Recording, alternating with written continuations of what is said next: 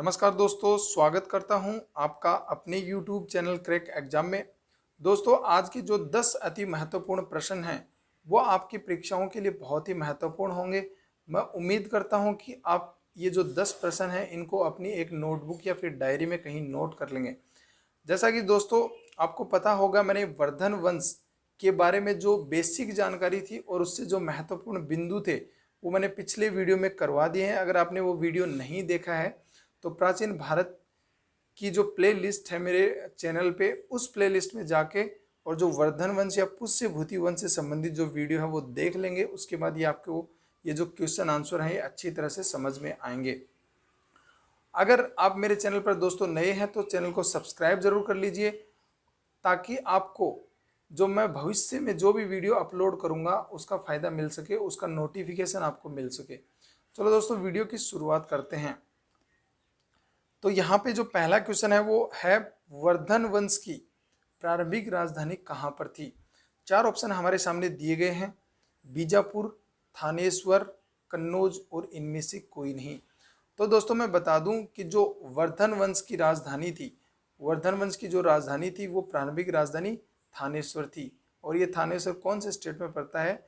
ये पड़ता है हरियाणा में।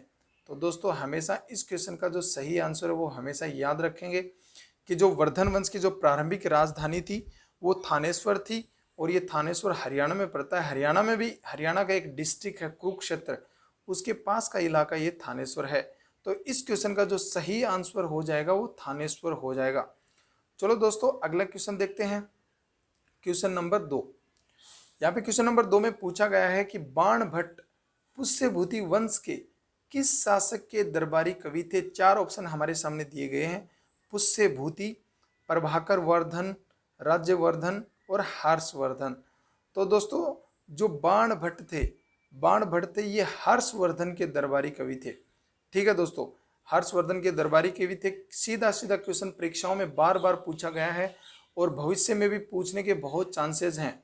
तो इस प्रकार इस क्वेश्चन को वेरी वेरी इंपॉर्टेंट भी लगा लेंगे और हमेशा इसको याद रखेंगे अपनी डायरी या फिर अपनी नोटबुक में। इन क्वेश्चंस को नोट कर लेंगे और इनको बार बार रिवीजन करके इनको हमेशा याद कर लेंगे आप। इस क्वेश्चन का सही आंसर हर्षवर्धन हो जाएगा, क्योंकि जो बाणभट्ट थे वो हर्षवर्धन के ही दरबार में रहते थे और उनके दरबारी कवि थे। चलो क्वेश्चन नंबर 3 देखते हैं। क्वेश्चन नंबर 3 में क्या पूछा गया है दोस्तों? हर्षवर्धन ने दक्षिण भारत के किस राजा को हराया था? 4 ऑप्शन दिए गए हैं दोस्तों।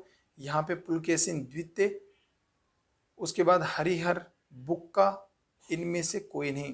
तो दोस्तों अगर आपने मेरा जो वर्धन वंश से संबंधित वो वीडियो नहीं देखा है तो वीडियो प्लीज़ एक बार ज़रूर देख लें, क्योंकि उस वीडियो में मैंने आपको बिल्कुल एकदम विवरण रूप से सब कुछ बता दिया है कि वर्धन वंश में क्या क्या हुआ था, हर्षवर्धन का किस किस के साथ युद्ध हुआ था, दक्षिण भारत के वो कौन से राजा थे जिनके साथ उनका युद्ध हुआ था। लेकिन इस क्वेश्चन के लिए मैं आपको बता देता हूं कि दक्षिण भारत के किस राजा के साथ युद्ध हुआ और उसको हरा दिया था हर्षवर्धन ने। तो वो थे पुलकेशिन द्वितीय। ये चालुक्य वंश के राजा थे पुलकेशिन द्वितीय, और इनको हर्षवर्धन ने हरा दिया था। तो इस क्वेश्चन का जो सही आंसर हो जाएगा वो ऑप्शन ए पुलकेशिन द्वितीय हो जाएगा। चलो दोस्तों अगला क्वेश्चन देखते हैं, क्वेश्चन नंबर 4। हर्षचरित के रचयिता कौन है? ठीक है दोस्तों, परीक्षाओं में सीधा सीधा क्वेश्चन पूछ लिया जाता है। जितनी भी अपनी वनडे एग्जाम्स होते हैं उनमें ऐसे क्वेश्चन पूछे जाते हैं।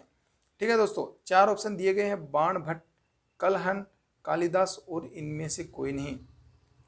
तो हर्षचरित, हर्षचरित जैसा कि दोस्तों नाम से ही पता चला है, हर्षचरित मतलब हर्ष के बारे में ये पुस्तक लिखी गई थी। लेकिन किसके द्वारा लिखी गई थी? तो ये दोस्तों बाणभट्ट के द्वारा लिखी गई थी।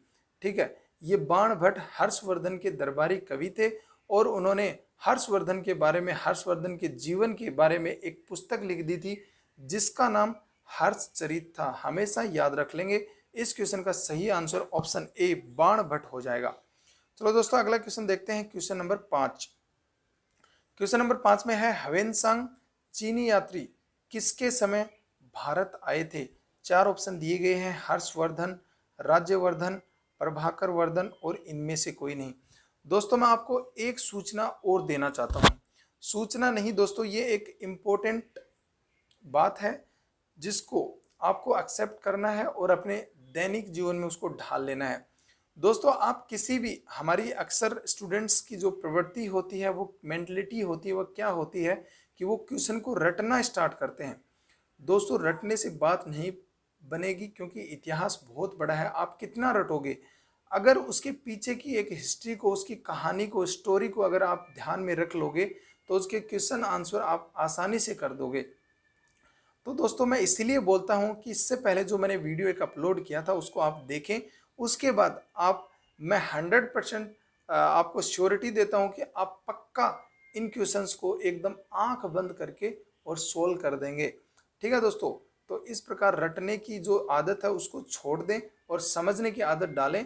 समझने से बहुत सारे फायदे हैं, परीक्षा में बहुत जल्दी आपको रिकॉल हो जाएगा और अच्छा आप परीक्षा में कर सकते हैं। ठीक है दोस्तों, तो इस क्वेश्चन के लिए ह्वेनसांग चीनी यात्री किसके समय भारत आए थे? हर्षवर्धन, राज्यवर्धन, प्रभाकर वर्धन और इनमें से कोई नहीं। तो दोस्तों, जो वर्धन वंश था उसके मुख्य शासक हर्षवर्धन ही थे। जो भी महत्वपूर्ण घटनाएं हुई थी वो हर्षवर्धन के समय ही हुई थी। ठीक है दोस्तों, तो इस क्वेश्चन का भी सही आंसर हर्षवर्धन हो जाएगा। ये जो चीनी यात्री ह्वेनसांग थे, ये हर्षवर्धन के समय ही भारत आए थे। अगला क्वेश्चन देखेंगे, क्वेश्चन नंबर 6। राजतरंगिणी के रचयिता कौन है? ठीक है दोस्तों, राजतरंगिणी के रचयिता कौन है? कल्याण, कल्याण नहीं है दोस्तों, कलहण है। कलहण, ये कलहण है, कालिदास है, बाण भट्ट है और इनमें से कोई नहीं। तो दोस्तों, यहाँ पे देखेंगे जो राजतरंगिणी थी इसके रचयिता कलहण थे।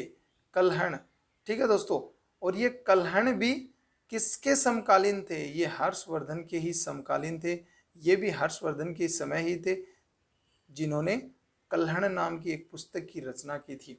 तो इस क्वेश्चन, जिन्होंने राजतरंगिणी नाम की एक पुस्तक की रचना की थी, और वो किसने की थी? वो कलहण ने की थी। तो इस प्रकार हमेशा याद रख लेंगे, इस क्वेश्चन का सही आंसर ऑप्शन ए कलहण हो जाएगा।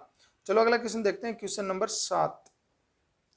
पुष्यभूति वंश या वर्धन वंश के संस्थापक कौन थे? दोस्तों, मैंने पिछला वीडियो में बार बार आपसे यही रिक्वेस्ट कर रहा हूं, पिछला वीडियो देख लो। पिछला वीडियो देखने के बाद आप इस जो वीडियो के जो क्वेश्चन आंसर है वो आराम से कर लेंगे। दोस्तों, मैं आपको इतिहास है वो पार्ट वाइज करवा रहा हूँ। एक बार उसकी हिस्ट्री के बारे में, उसका मतलब पूरा इतिहास आपको बताता हूँ, जो डिस्क्रिप्शन होता है, जो विवरण होता है, उसके बाद में मैं उस चैप्टर के क्वेश्चन आंसर कराता हूँ, ताकि आपकी ऑब्जेक्टिव की तैयारी भी अच्छी होती रहे। अगर आप उसके एक बार चैप्टर को जब समझ लेते हैं, समझने के बाद आप उसके क्वेश्चन आंसर अच्छी तरह से कर पाएंगे। यहाँ पे पुष्यभूति वंश या वर्धन वंश के संस्थापक कौन थे इसके बारे में पूछा गया है। 4 ऑप्शन हमारे सामने दिए गए हैं, प्रभाकर वर्धन, हर्षवर्धन, पुष्यभूति और राज्यवर्धन। तो दोस्तों, ये जो पुष्यभूति थे ये वर्धन वंश के ही संस्थापक थे, ये पुष्यभूति वंश के संस्थापक थे। ये जो पुष्यभूति वंश है, इसी से हमें पता चल जाता है कि जो पुष्यभूति थे वो पुष्यभूति वंश के संस्थापक थे, क्योंकि वर्धन वंश हम इसको बोलते हैं क्योंकि हर्षवर्धन आ जाता है, और पुष्यभूति, ये पुष्यभूति इस वंश के संस्थापक थे, इसलिए इसको पुष्यभूति वंश भी बोला जाता है। इस क्वेश्चन का जो सही आंसर है वो ऑप्शन सी पुष्यभूति हो जाएगा। चलो दोस्तों, अगला क्वेश्चन देखते हैं, क्वेश्चन नंबर 8। हर्षवर्धन द्वारा प्रत्येक 5 वर्षों पर प्रयाग संगम पर आयोजित करने वाले समारोह का क्या नाम था? जो हर्षवर्धन था वो धर्मावलंबी था और धर्म के प्रति उसकी उदारवादी नीति थी। तो हर 5 वर्ष पे वो प्रयाग संगम पे एक समारोह आयोजित करता था, उसका क्या नाम था? 4 ऑप्शन दिए गए हैं, धर्म संगठन, महामोक्ष परिषद, धर्म सभा और इनमें से कोई नहीं। तो दोस्तों, जो उसका सही आंसर हो जाएगा वो महामोक्ष परिषद हो जाएगा। उसको हम धर्म सभा भी बोल सकते हैं, लेकिन उसका जो एक्यूरेट, जो एक्चुअल नाम है वो महामोक्ष परिषद था। वो कहाँ पे किया जाता था? वो प्रयाग संगम पे किया जाता था और हर 5 वर्ष में आयोजित किया जाता था। इसमें जो अपना हर्षवर्धन वो क्या करते थे, जितने धर्मावलंबी होते थे, धर्म को मानने वाले बड़े बड़े महात्मा लोग होते थे, और उनको दान दिया जाता था, सर्वस्व दान दिया जाता था। जो भी दान हर्षवर्धन दे सकता था वो सब कुछ दान उनको देता था। इस क्वेश्चन का जो सही आंसर ऑप्शन बी महामोक्ष परिषद सही हो जाएगा। अगला क्वेश्चन देखते हैं, क्वेश्चन नंबर 9। हर्षवर्धन की बहन राज्यश्री का विवाह कन्नौज के मोखरी वंश के किस राजा के साथ हुआ था? 4 ऑप्शन दिए गए हैं, ग्रहवर्मा, देवदत्त, शशांक और इनमें से कोई नहीं। तो दोस्तों मैं बता दूं कि जो राज्यश्री थी ये हर्षवर्धन से छोटी उनकी बहन थी। प्रभाकर जो वर्धन थे वो इनके पिता थे। प्रभाकर वर्धन की 3 संतानें हुई थी, जिसमें बड़ी संतान राज्यवर्धन थे, बीच वाली संतान वो हर्षवर्धन थे और जो छोटी छोटी थी वो उनकी बहन राज्यश्री थी। और राज्यश्री का विवाह कन्नौज के एक मोखरी वंश के राजा थे जिनके साथ हो गया था। उनका क्या नाम था? उनका नाम था ग्रहवर्मा। ठीक है दोस्तों, और ग्रहवर्मा के बारे में भी ये स्टोरी आप अगर मेरा वो पिछला वीडियो देख लेंगे तो आप अच्छी तरह से समझ लेंगे। ठीक है दोस्तों, तो इस प्रकार इस क्वेश्चन का जो सही आंसर हो जाएगा वो ऑप्शन ए ग्रहवर्मा सही हो जाएगा। तो दोस्तों आज के वीडियो का अंतिम प्रश्न देखते हैं। 10 नंबर प्रश्न है ये। वर्धन वंश के किस शासक ने यहाँ पे ने भी आएगा, किस शासक ने बाद में कन्नौज को अपनी राजधानी बनाया था?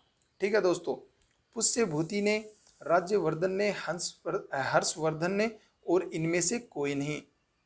तो दोस्तों मैं आपको बता दूं, जो ये हर्षवर्धन थे इन्होंने बाद में कन्नौज को अपनी राजधानी बना दिया था। ठीक है, और इसी के साथ हर्षवर्धन ने अपनी जो बहन राज्यश्री थी उसको भी शशांक के चंगुल से, शशांक की जो कैद थी उससे छुड़ा लिया था। तो इस प्रकार शशांक को उसने हरा दिया था और जो कन्नौज को जीतकर उसकी अपनी दूसरी राजधानी बना दिया था। उम्मीद करता हूं कि दोस्तों यह वीडियो आपको पसंद आया होगा। दोस्तों इसी के साथ आपसे एक और रिक्वेस्ट है जो मैं हर वीडियो में आपसे अंतिम रूप से करता हूं। दोस्तों आप अपने नाम पर, चैनल के नाम पर या फिर प्रकृति के नाम पर एक एक पेड़ जरूर लगाएं, ताकि हम अपने आसपास के जो माहौल या वातावरण या फिर पर्यावरण को हरा भरा बना सकें। ठीक है दोस्तों, हमें प्रकृति को हमारी बहुत ज़्यादा ज़रूरत है और हमें प्रकृति की बहुत ज़्यादा ज़रूरत है। तो इस प्रकार उम्मीद करता हूं कि यह वीडियो तो आपको पसंद आया ही होगा। अगले वीडियो में कुछ रोमांचक तथ्यों या प्रश्नों के साथ फिर से मुलाकात होगी। तब तक के लिए बाय बाय।